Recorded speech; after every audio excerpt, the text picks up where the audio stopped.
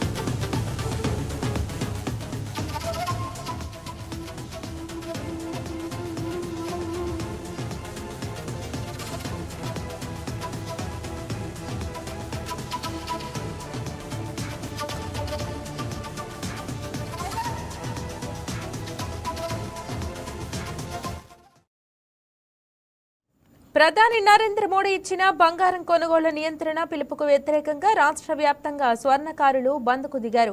విజయవాడ సహా పలు పట్టణాల్లో బంగారు దుకాణాలు మూసివేసి స్వర్ణకార సంఘాల కార్యాలయాల వద్ద నిరసన కార్యక్రమాలు చేపట్టారు. స్వర్ణకారుల సంఘం నేతలు మాట్లాడుతూ ఇప్పటికే అంతంత మాత్రంగానే జీవనోపాధి కొనసాగుతుందని, తాజాగా బంగారం కొనుగోళ్లపై ప్రజల్లో అనిశ్చితి పెరగడంతో పూర్తిగా ఆర్డర్లు తగ్గిపోయాయని ఆవేదన వ్యక్తం చేశారు. ప్రధాని పిలుపునిచ్చే ముందు స్వర్ణకారులతో చర్చించి నిర్ణయం తీసుకోవాల్సిందని, సంవత్సరం పాటు కొనుగోళ్లు చేయొద్దని చెబితే తమ జీవనోపాధి ఎలా సాగుతుందని ప్రశ్నించారు. ఎంపీలు, ఎమ్మెల్యేలు, మంత్రులకు వినతి పత్రాలు అందజేస్తున్నామని, స్వర్ణకారులకు ప్రత్యేక నిధులు విడుదల చేసి ఆదుకోవాలని, లేకుంటే పెద్ద ఎత్తున ఆందోళనలు చేపడతామని హెచ్చరిస్తున్న స్వర్ణకారులతో మా correspondent Bindu face to face. ప్రధానమంత్రి చెప్పిన 10 సూత్రాల్లో మొదటిది బంగారం కొనుగోలు 1 సంవత్సరం వరకు చేయొద్దని చెప్పేసి. అయితే 1 సంవత్సరం వరకు బంగారం పూర్తిగా జనాలు ఎవరు కొనకపోతే ఏమవుతుంది? అసలు స్వర్ణకారులు లైఫ్ స్టైల్ ఎలా మారిపోతుంది? స్వర్ణకారులకు అసలు ఏమన్నా పని ఉంటుందా లేదా అన్న సంకోచంలో అయితే పడిపోయారు. ఇప్పుడు ప్రస్తుతం వారు అయితే మొత్తం స్వర్ణకారులందరూ ధర్నాకు దిగిన నేపథ్యం కనిపిస్తుంది. సార్, మీ ప్రధాన డిమాండ్స్ ఏంటి సార్? నా పేరు బొజ్జా రవీంద్ర అండి. కామాక్షి స్వర్ణకార సంఘం అధ్యక్షుడిని, గవర్నర్పేట. నరేంద్ర మోదీ గారు గత వారం రోజుల క్రితం కానివ్వండి హైదరాబాద్ వచ్చినప్పుడు కొన్ని వ్యాఖ్యలు చేశారు. ఆయన చేసిన వ్యాఖ్యలు కొన్ని బాగున్నాయండి. అంటే డీజిల్ కొనుగోలు చేయడం కానివ్వండి, పెట్రోల్ కొనుగోలు చేయడం కానీ, అలా వంట ఆయిల్ కొనుగోలు చేయడం కానీ ఇవన్నీ తగ్గిస్తే మంచిదని చెప్పడం, అది ఓకే ఆలోచన బాగుంది. ఎందుకంటే మనం రూపాయి సేవ్ చేసుకుని రేపు రోజున బాగుంటుంది కాబట్టి ఆయన చెప్పడం జరిగింది. అదే సూచనలో మన బంగారం కొనవద్దు అనే మాట మాకు కొంచెం బాధాకరం విషయం అండి. ఎందుకు అన్నారంటే ఆ మాట మరి మాకు తెలియదు. కానీ బంగారం కొనవద్దు అనే మాట మాత్రం మేము బంగారం పని చేస్తే కానీ మేము బతకలేమండి. పొద్దున్న లేస్తే ఇక్కడ వచ్చి కూర్చోవాలా, పని చేసుకోవాలి, ఇంటికి వెళ్ళాలా, మా పెళ్ళాం బిడ్డల్లో గడవాలా, అంటే కుటుంబం గడవాలి మాకు. అలాంటి సూచన పరిస్థితుల్లో మరి ఈ బంగారం కొనొద్దినప్పుడు మా దగ్గరికి ఎవరు వస్తారండి? కొనడానికి ఎవరు రావట్లేదు, ఎవరు రారు కూడా. చూసుకుంటే మనం కరోనా వచ్చినప్పుడే కొన్ని ఇబ్బందులు పడ్డాం మా స్వర్ణకారులు చాలామంది కూడా, పనులు లేక చాలా మా ఆత్మహత్యలు కూడా చేసుకున్నాం. అలా తర్వాత మరి కొంచెం క్రమంలో తిప్పుకుంటున్నాము, కొంచెం పనులు వస్తున్నాయి చేసుకుంటున్నామంటే ఈ రేటు హెచ్చుతగ్గుల వల్ల కొంచెం ఇబ్బందులు పడ్డాం. మళ్ళీ పనులు లేవు కొన్న వాళ్ళకి. అదే తరంతంలో మళ్ళీ ఇప్పుడు మోదీ గారు వచ్చేసి ఈ బంగారం కొనొద్దన్న మాటతో మా పూర్తిగా పడిపోయింది మా బంగారు పని. ఎవరు కొనట్లేదు, కస్టమర్లు వచ్చి మా కొనుగోలు లేదు, మాకు పనులు లేవు. అంటే బంగారం రేటు పెరిగింది అన్నారు, ఆ నేపథ్యమా లేకపోతే అసలు పూర్తిగా కొనొద్దు అన్నారు ఆ కోణంలో? సంవత్సరం పాటు బంగారం కొనొద్దని చెప్పారు సారు. రేటు పెరిగింది కాదు, కొనొద్దని చెప్పారు. ఆ తర్వాత రేటు కొంచెం మారింది. అది కూడా ఎందుకంటే ట్యాక్స్ రూపంగా రేటు మారింది. కానీ కొనొద్దనే మాట మాత్రం ప్రజల్లోకి బాగా వెళ్ళిపోయిందండి. ఎప్పుడైతే కొనొద్దని చెప్పారో ప్రజలు ఆ మాట తీసుకుని బంగారం కొనొద్దన్నారు కదా, మనం కొనడం మానేస్తామని చెప్పి కొనడం మానేశారు. మా దగ్గరికి కస్టమర్ వచ్చిన దాఖలాలు లేవండి. ఇప్పుడు ఈ వారం 10 రోజుల నుంచి కస్టమర్ అంటే రావడం లేదు. మాకు చేతిలో ఒక చిన్ని పని కూడా లేదు. అంతకుముందు రోజుకి ఎంతో కొంత సూత్రమో లేకపోతే కుట్టుకాళ్ళనో బుట్టలు అయ్యో చేసుకునే వాళ్ళం. 1000, 500, 2000 సంపాదించుకొని ఇంటికి వెళ్ళి బెల్లం బిడ్డలో గడుపుకుని చక్కగా కుటుంబం గడుపుకుంటే హ్యాపీగా ఉండేవాళ్ళం. కానీ ఇప్పుడు అది కూడా లేదండి. ఈ వారం 10 రోజుల నుంచి మొత్తం పడిపోయింది పూర్తిగా. ప్రభుత్వం ఇలాంటి సూచనలు తీసుకునేటప్పుడు మా స్వర్ణకారులకు ఏదో ఒక ఆలోచన చేసి ఇలాంటి మాటలు చెప్తే బాగుండేదని మాకు ఆలోచన అండి. అదేంటంటే మా డిమాండ్ ఏంటంటే ప్రభుత్వానికి చెప్పేది ఏంటంటే మేము డిమాండ్గా మా ఒక స్వర్ణకారుల్ని ఆదుకోవాలి. వేరే మన ప్రభుత్వం వేరే చేతి కార్యక్రమాలను ఆదుకుంటుందండి చాలా ఉక్తుల్ని. కానీ మా స్వర్ణకారులు మాత్రం పట్టించుకోవట్లేదండి. మరి స్వర్ణముక్తి అంటే ఏంటో అర్థం కావట్లేదు. మరి స్వర్ణముక్తి అనేది మాకు ఒక ఇదండి. ఈ రోజున మరి పుట్టిన దగ్గర నుంచి వచ్చే వరకు కూడా మా బంగారం చాలా అవసరం ఉందండి. చిన్న పనిముట్టి ఏదైనా చేయించుకోవాలి అంటే స్వర్ణ కార్డు ఉంటేనే అది అవుతుంది. కానీ స్వర్ణ కార్డు మళ్ళీ లేకపోతే ఎలా కదండి. ఒకప్పుడు బతకలేక బడిపొంతులు అనే మాట మనం వినుంటాం. కానీ ఈ రోజు బతకలేక బంగారు పనివాడు అయిపోయాడండి. ఎందువల్ల ఇలాంటి వ్యాఖ్యలు రావడం కానివ్వండి, లేదంటే రేట్లు అచ్చుదగ్గులు రావడం కానివ్వండి. కాబట్టి మాకు పనులు లేవు. కానీ ప్రభుత్వాన్ని మేము ఒకటే కోరుకుంటున్నామండి, మా స్వర్ణకారుల్ని ఆదుకోవాలంటే కొన్ని పథకాలు అమలు చేయాలండి. ఆ పథకాలు ఏంటంటే వెల్ఫేర్ సొసైటీలు కానివ్వండి, అలానే గోల్డ్ హబ్బులు కానివ్వండి, బ్యాంకు నుంచి తక్కువ వడ్డీ రుణాలు ఇవ్వడం కానివ్వండి. ఎందుకంటే ఈ రోజున కార్పొరేట్ జ్యువెలరీ చాలా వచ్చినాయండి, పెద్ద పెద్ద జ్యువెలరీ వచ్చింది బయటికి. మా స్వర్ణకారులు అది వచ్చింది కానీ పనులు లేవు. వాళ్ళు వచ్చి బయట వస్తువులు కొనుగోలు చేసి అది అమ్మడం జరుగుతుంది ఇక్కడ మనకి బయటకి. కానీ అది అమ్మటం ఏమవుతుంది, ఇక స్వర్ణకారులకి పని లేదు. పని లేకపోవడం ఏదైనా ఖాళీ కూర్చుంటున్నాము, కుటుంబాలు గడవట్లేదు. ఆత్మహత్యలు కూడా చాలామంది చేసుకుంటున్నారు. చాలామంది వాచ్మెన్కి వెళ్తున్నారు, కొంతమంది ఆటోలు గడుపుతున్నారు, కొంతమంది అటకాయ బళ్ళు పెట్టుకుంటున్నారు. ఇలాంటి వగేర పనులు చాలామంది వెళ్ళిపోతున్నారు. అది కూడా చేయలేని వాళ్ళు ఏమవుతున్నారంటే ఆత్మహత్య చేసుకుంటున్నారు. మాకు వేరే పని తెలియదండి. వాసన చెప్పాలంటే మేము చిన్నప్పటి నుంచి ఈ పని నేర్చుకున్నాము, ఇక్కడే బతికాము, ఇక్కడే చచ్చిపోతాం మేము. ఎందుకంటే మా వేరే తెలియదు కాబట్టి. సార్, అంటే పెద్ద పెద్ద జ్యువెలరీ షాప్స్ పెట్టారన్నారు. ఇప్పుడు ఆ జ్యువెలరీ షాప్స్లో సేల్స్ జరుగుతున్నాయి, మీ దగ్గర మొత్తానికి కొనుగోలుదారులు మొత్తం తగ్గిపోయారంటున్నారు. ఏమాట? 100% వాస్తవం అండి. ఈ యాక్చువల్గా మాకు వచ్చే పని ఏ విధంగా ఉంటుందంటే అండి, మన దేశ సాంప్రదాయాన్ని, మన సంస్కృతిని గౌరవిస్తూ కొంతమంది ప్రజలు ఇప్పటికీ కూడా 5 to 10% స్థానికంగా ఉండేటువంటి స్వర్ణకారుల దగ్గరకు వచ్చేసి నగలు తయారు చేయించుకుంటారండి. ఎందుకు అంటే స్వర్ణకారుడి చేతుల మీదుగా ఆ తాళిబొట్టు తీసుకుంటే శుభం జరుగుద్ది అనేది వాళ్ళ యొక్క ఉద్దేశం, అభిప్రాయం. అలాగే శుభంగా కూడా ఉంటుందండి. మీరు పెద్ద పెద్ద షోరూముల్లో కొంటే ఆ పెళ్ళిళ్ళు పెటాకులే.